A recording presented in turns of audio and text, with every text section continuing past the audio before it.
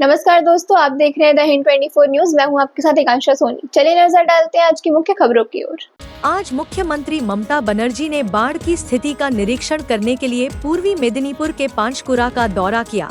इस दिन वह पश्चिम मेदिनीपुर से सीधे पांचकुरा के मंगलद्वारी पहुंचे और यहां बाढ़ग्रस्त इलाकों का दौरा किया। साथ ही मुख्यमंत्री ने इस दिन कहा कि वह आम लोगों के साथ खड़े रहेंगे। इस दिन उन्होंने प्रशासनिक अधिकारियों को संदेश दिया कि बाढ़ प्रभावित लोगों को कोई परेशानी न हो और राहत को लेकर कोई शिकायत न करें। उन्होंने बाढ़ को मानव निर्मित बताया। डीवीसी ने भारी मात्रा में पानी छोड़ा। यह बाढ़ डीवीसी द्वारा अतिरिक्त पानी छोड़े जाने के कारण है। उन्होंने इस बात पर भी सवालिया निशान लगाया कि क्या वे आने वाले दिनों में डीवीसी के साथ संपर्क में रहेंगे। कुल मिलाकर मुख्यमंत्री ने इस दिन लोगों के साथ खड़े रहने का आश्वासन दिया।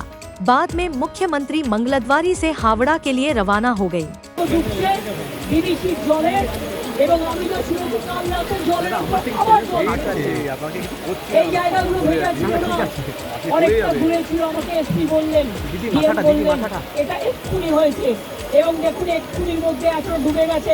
আমি সবাইকে বলবো জলের ঝুঁকি নেবেন না, জল আর আগুনের ঝুঁকি নেবেন না।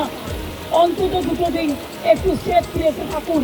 তারপরে জলটা বেরিয়ে গেলে তারপরে আপনারা আস্তে আস্তে বাড়ি যাওয়ার মতো পরিস্থিতি থাকলে তখন বাড়িতে যান। আর আমি অ্যাডমিনিস্ট্রেশনকে বলবো যা যা রিলিফ দেওয়ার কোনো যেন রিলিফের অভাব না হয়। প্রত্যেকটা পরিবারকে দেখে নেবেন, আপনাদের কাছে সব কিছু দেওয়া আছে, কেউ যেন অসুবিধায় না পড়ে। আমি মিদনাপুর পশ্চিম, হুগলি, হাওড়া এবং হাওড়া যাবো আমি এবার মেদিনীপুর ঘুরে যা দেখলাম তাতে আমি সত্যি শঙ্কিত। বিদেশির সাথে আমরা ফার্দার কোনো সম্পর্ক রাখবো কিনা আমাদের সন্দেহ আছে। আমি সব সম্পর্ক কাট আপ করে দেবো যদি মানুষকে এইভাবে ডোবায়। আবার ছেড়েছে মানে পুরো মানে এটা পূর্ব পরিকল্পিত এবং এটা পরিকল্পিত বন্যা। এটা আমাদের বৃষ্টির জলে বন্যা নয়। বৃষ্টি হয়েছে 3-4 দিন, কিন্তু এটা আমি আবার আপনাদের বলছি, আমি এখানে যারা আছেন এই দেখুন পুরো ভরে গেল আপনারা থাকতে থাকতে। আমি আপনাদের অনুরোধ করবো সবাই যান এক্ষুনি মানুষকে নিয়ে সামনে থেকে যারা দোকানে দাঁড়িয়ে আছেন আমাদেরকে বলছেন না জলের পরে চলে যান। জল কিন্তু 8 ঘন্টার মধ্যে ডুবিয়ে দেয়, আগুন ডুবিয়ে দেয়।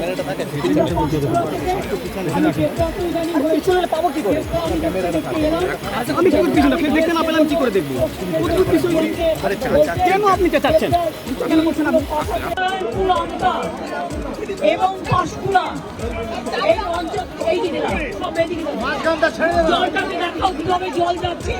এক্ষুনি শুধু তোমরাও ডুবে যাবে, এক্ষুনি সরে যেতে হবে। এইটা কালকে রাত্রে এই জলটা আবার ছেড়েছে নতুন করে ছেড়েছে এই জলটা।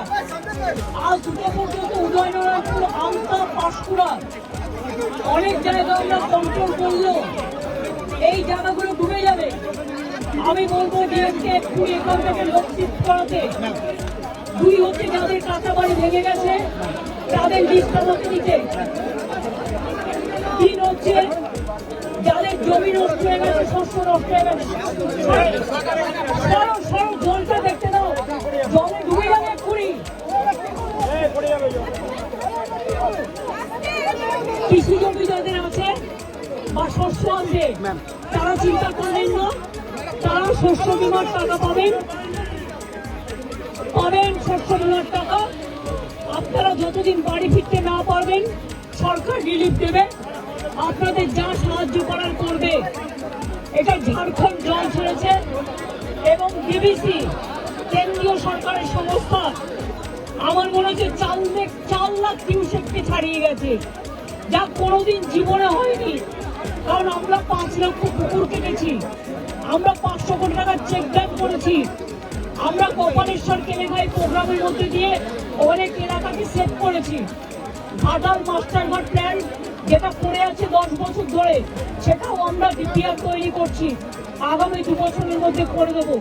কিন্তু তা সত্ত্বেও যদি এই রেটে জল ছাড়ে আর ডিবিসির জল ধারণ ক্ষমতা এখন মাত্র 36% এসছে, কেন কেন্দ্রীয় সরকার ডিবিসি ড্রেজিং করবে না, ডিসিনফেকশন করবে না? ডিবিসির জলে কেন বাংলা ডুববে? আমি জানতে চাই, আমরা কৈফিয়ত চাই। ফরাক্কায় ড্রেজিং করে না, বাংলা ডোবে, বিহার ডোবে। আর ডিবিসি ড্রেজিং করে না, বাংলা ডোবে, বাংলায় জল ছেড়ে দিয়ে ঝাড়খণ্ডকে সেফ রাখে। এটা তো ঠিক নয়। বাংলা একটা নৌকার মতো, আর সব জল নেপালে বৃষ্টি হলে উত্তরবঙ্গে ঢুকবে, ভুটানে বৃষ্টি হলে জলপাইগুড়িতে ঢুকবে, আলিপুরদুয়ারে ঢুকবে, কুচবিহারে ঢুকবে, नॉर्थ बेंगल ढुकबे। आज मालदा। ऐसे ही तमाम खबरों के लिए जुड़े रहिए द हिंद 24 न्यूज के साथ।